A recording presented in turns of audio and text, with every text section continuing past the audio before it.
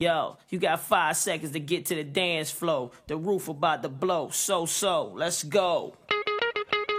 Remix. All I see over here ain't nothing but a lot of honeys looking for a man in. With a lot of money bottles in their hand and short shirts, honeys trying to show that slow. Lined up, trying to get through the velvet rope. Now, you got your Grammy, as you just mentioned. Talk to me. Do you remember much about that recording process with that record? And yeah, it was fast. It wasn't really, it was once we got what we was looking for, it was pretty fun. It was a day session. Really? Yeah. It was, matter of fact, it wasn't even a day. It was less than 24 hours. It's pretty amazing that, she had you got to think about, when I met Mariah, she was the biggest artist at Columbia Records. Right. So I never thought one day I would have a record that was part of her, greatness. Right. I thought I could do a little remix or something here and there, but I never saw that coming. Right. Now, you got your Grammy, as you just mentioned. Do you remember much about that recording process with that record? Yeah, it was fast. Once we got what we was looking for, it was a day session. Really? Yeah. It was, matter of fact, it wasn't even a day. It was less than 24 hours. Right. It's pretty amazing that, she had you got to think about, when I met Mariah, she was the biggest artist at Columbia Records. Right. So I never thought one day I would have a record that was part of her, greatness. Right. I thought I could do a little remix or something here and there, but I never saw that coming. Right. I'm going to go back, man. 1972. Mm-hmm. Talk to me about that, man. Just what do you recall from that time? I mean, obviously, the Jay-Z song was huge. Just having fun. I wish we had social media. Right. You know what I mean? At that time, I did a song with DMX. I had a song with Lil Kim and Mace. I was just having this conversation with that guy over there, Big John, Big Dog. He told me I played him the song with Brat and Crazy Bone. He told me he heard that. He said, "That's it." It had I created like a cartoon comic book song called "The Protectors of 1472," which was Snoop Dogg and the whole West Coast crew. Yeah. And in my mind, they were like my gang that was guarding the life. Right. You know what I mean? So I was like living in this world, and I'm creating these songs, and it's interesting that everybody was just going along with. Like I'm saying, like I'm not a full-time rapper, right? But I rap well enough to do songs with DMX, Jay-Z, Mace. I had damn near everybody that was, somebody to be heard. Nas starts my album out, by the way. Right. So, to have all of these guys that people call legends and people call kings and whatever you want to be on my album, that's definitely the classic. Mm-hmm. That's what's up, man. Okay, so we're obviously in a whole new generation of artists.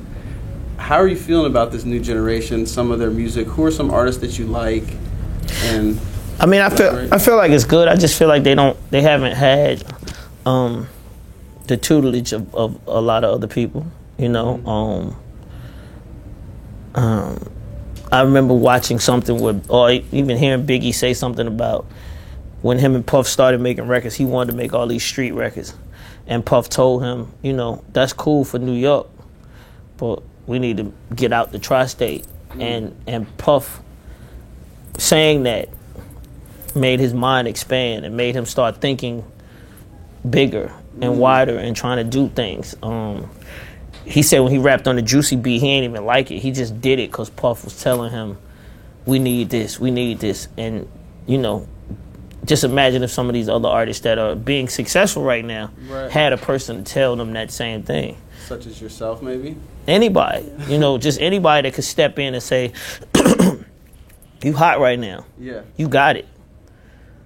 But we need we need to do something just a little bit bigger, right? Or we need to do something that's just gonna, whatever, right? Ain't no telling what could possibly happen. Right. That's dope, man. So are there any artists that stand out to you in your mind, though, that you kind of like listening to now, maybe on Spotify or anything? Or iTunes. Amina, Okay, yeah. he hard to me. Corday, he's super hard to me.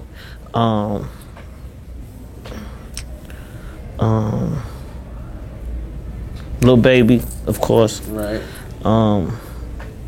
It's a lot. Yeah, you know what I mean? cool. I'm listening. Yeah, I'm listening to him. Yeah. That's what's up, man. I feel like 6 Black is a rapper too. He just sings, but I like 6 Black's new album. I like his new album. So talk to me about bringing everybody together for this So So Def tour. It's really just it's something that we always wanted to do, and then we did a 20th anniversary concert prior, where we got a little bit of a taste of this. But Escape actually ignited this mindset because they went on tour, Right. and the way I saw people acting about them and people wanting to be at their tour, and then they did the Essence Fest, and Essence, didn't put them on the main stage. They put them in this little room, and the room was oversold, and people was complaining that they didn't get a chance to see Escape. And I was just so excited about seeing them finally get that praising and that type of effect about their music. I always wanted that for them, but Right. it was a lot of challenges when we first started making these records, because people looked at them as like younger R&B, Right. and they R&B at the time wasn't a young thing, and young artists in R&B didn't get no play. Right. Yeah, so Okay. That's I mean, they got play, but they ain't get that top line rollout. It's funny because it feels like the '90s R&B groups are all getting their second run around here. You know what I mean? And kind of getting their chance to make their money again. It's good to see that. Yeah, that's the dope. I mean, well, BBD been doing it for the longest, so Right. yeah. Kind of closing out here. We couldn't talk about So So Def without talking about Criss Cross, man. Yeah. Can you talk about their legacy and what it means to not have them here? Well, I mean, they're here. Yeah. But yeah, it's kind of devastating because they basically started my end to all of this. You know what I mean? They were, when we talk about Grammys, my first Grammy nomination was at 19. Yeah. It was Jump. I was 19 years old. You know what I mean? And it's because of them. So, Yeah. when I look at it, I think about all of that. Yeah, it's devastating.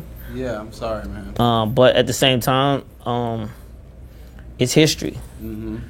You know what I mean?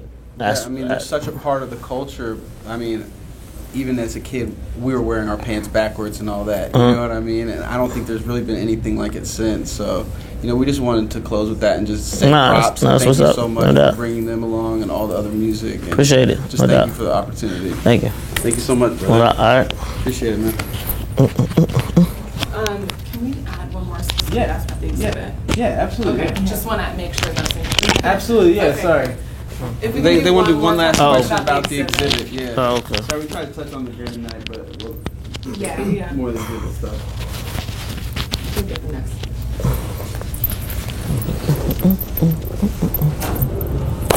Okay, cool, man. So, about the exhibit, can you talk about some highlights in the exhibit for you and kind of the exhibit itself and what fans can kind of expect to see when they come out?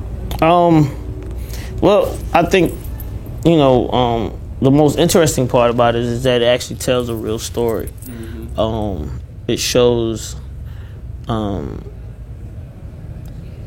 the energy and the synergy inside the city of Atlanta, Right. and how long this city has had this type of whirlwind going. And Right. some kind of way I got caught in that whirlwind and created my own whirlwind, and other people got caught in that, and that's basically what's actually happening in Atlanta. So that the wall that you see when you first come into the full floor is probably the most exciting to me. Right. And it's the most informative.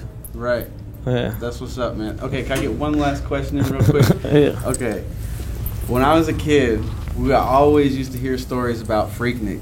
Mhm. But I was never able to go. Yeah. I was too young. Yeah. What do you remember about it, man? And can you? It almost sounds unreal, the way Freaknik actually looked. Yeah. and the way the city moved and the way the energy that was going on in the city. I don't know that it's anything that's remotely close to that. Besides like All-Star Weekend maybe Right. in some city crazy like Houston or something. But this was in Atlanta and this is on the streets of Peachtree and when Freaknik was at its height and Atlanta police didn't stop it. You've never seen anything like this where people were just out on top of their cars it was like almost like we were in a championship. It was like, Right. but it was just celebrating a weekend. Right. It's crazy. Yeah. Yeah. A lot of stuff we can't talk about on camera. Yeah, I mean, well, you can, but I mean, it was just a bunch of the beginning of a lot of things. You know what I mean? And it was the beginning of the culture of Atlanta spilling the way that it is now. Right. That's what it is. Like that was something that these kids created at the AUC Center, and it just spilled over into Peachtree, and it spilled over into Buckhead, and then it just took over. Right. Yeah. This is cool to hear it from your eyes. Nah, it's crazy. That's wild. Yeah.